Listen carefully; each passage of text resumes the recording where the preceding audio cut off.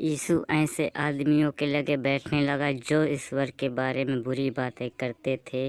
उनके साथ बैठना करता था। लेकिन ये कहानी ऐसी है जो कि उनके पास 2 पुत्र थे और छोटा वाला उनसे उनकी जो कि दौलत रहती है उनसे कह रहा था कि पापा मुझे ये दोबारा चाहिए और आधी चाहिए। तो उसके पापा क्या करें, उसको आधा धन दौलत दे दिया और वो घर छोड़कर चला गया। उसके बाद तुम नहीं सोचोगे इसके आगे क्या होता है, लेकिन लाइक और सब्सक्राइब ज़रूर कर दिया करो। तो चलो कहानी की तरफ पढ़ते हैं। वो बच्चा छोटा वाला जो आधा दौलत लेकर भाग गया था और लौट आया था, लेकिन वो पूरा धन दौलत ख़त्म होने के बाद वो सूअरों को भोजन खिलाया करता था। लेकिन उसके दिमाग में एक फिर से आई बात कि भाई मैं ये सब नहीं कर सकता, मुझको फिर से दोबारा जाना पड़ेगा घर।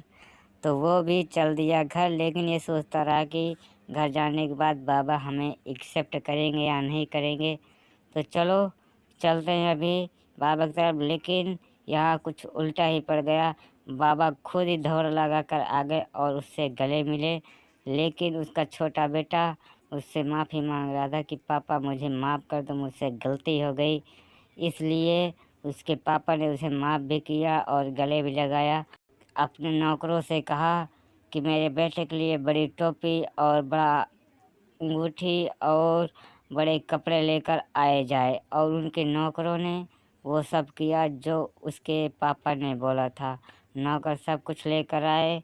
लेकिन उसके बाद भाई बड़ा बेटा के गुस्सा हो गया कि मैं इतना ईमानदारी से काम कर रहा हूँ, लेकिन छोटे बेटा वो आधा धन दौलत लेकर चला गया था, वो फिर से लौट आया, तब भी तुम उसके ही गुण गा रहे हो, उसको ही सब कुछ दे रहे हो।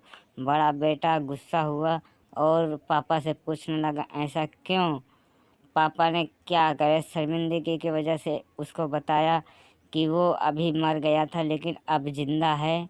इस बात में हमें खुशी होना चाहिए, ना कि दुखी होना चाहिए। वो आ गया है तो ऐश करो और इन्जॉय करो, तुमको भी आधा मिलेगा। तो लाइक और सब्सक्राइब कर दो।